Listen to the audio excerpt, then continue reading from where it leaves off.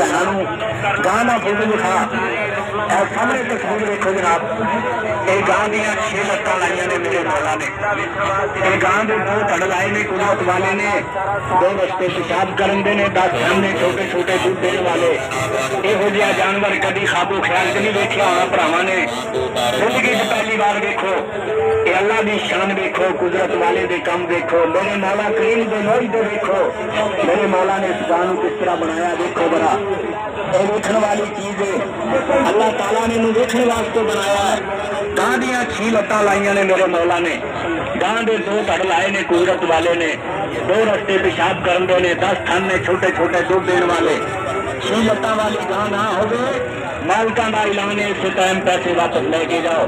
साड़ी जुबान से नहीं एतबार है, जो भरा देख के बाहर आ रहे हैं ना को पूछो कि 2 धड़ वाली गां अंदर है या नहीं, 6 लत्तां वाली गां अंदर है। गां के 2 धड़ लाए ने कुदरत वाले ने, 2 बच्चे पेशाब करते हैं, 10 थन ने छोटे छोटे दूध देने वाले। इहो जिहा जानवर कभी खाबो ख्याल नहीं देखा।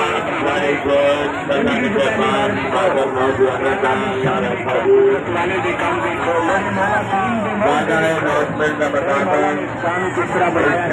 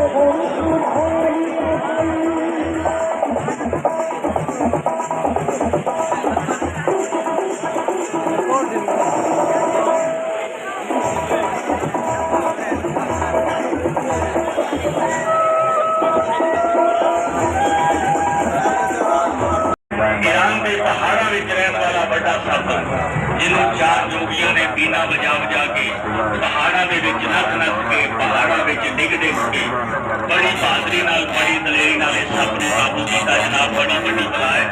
ये जोगियों ने बीना बजा बजा के एक जोगी उठिया, उन्हें सप के मुंह से रजाई पाई, सप को काबू कर लिया।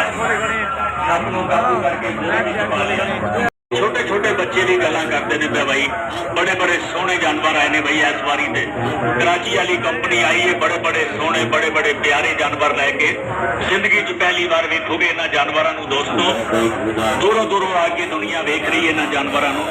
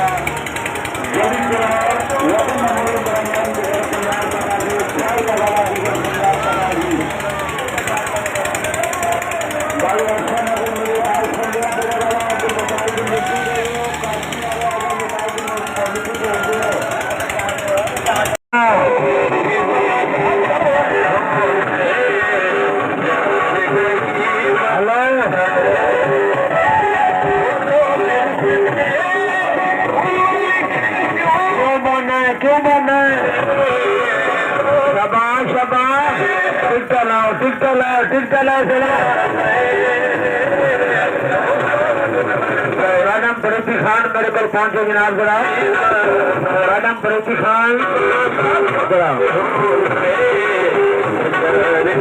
शबा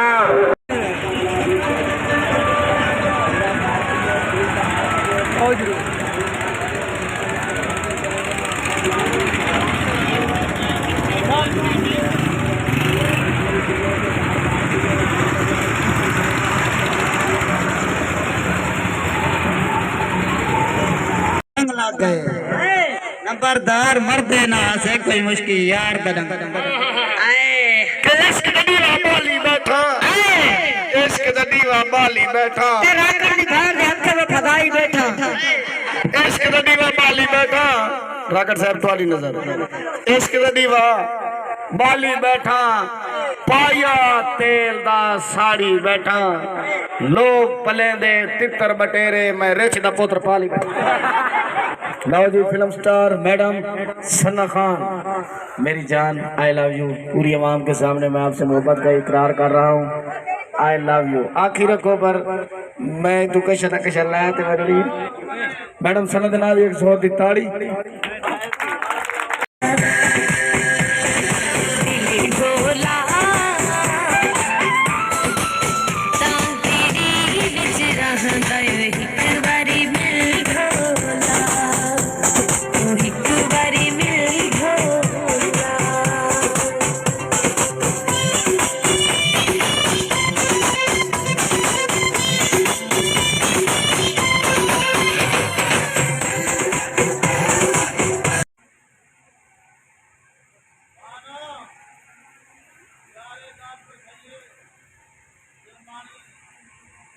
मैं कौन बटे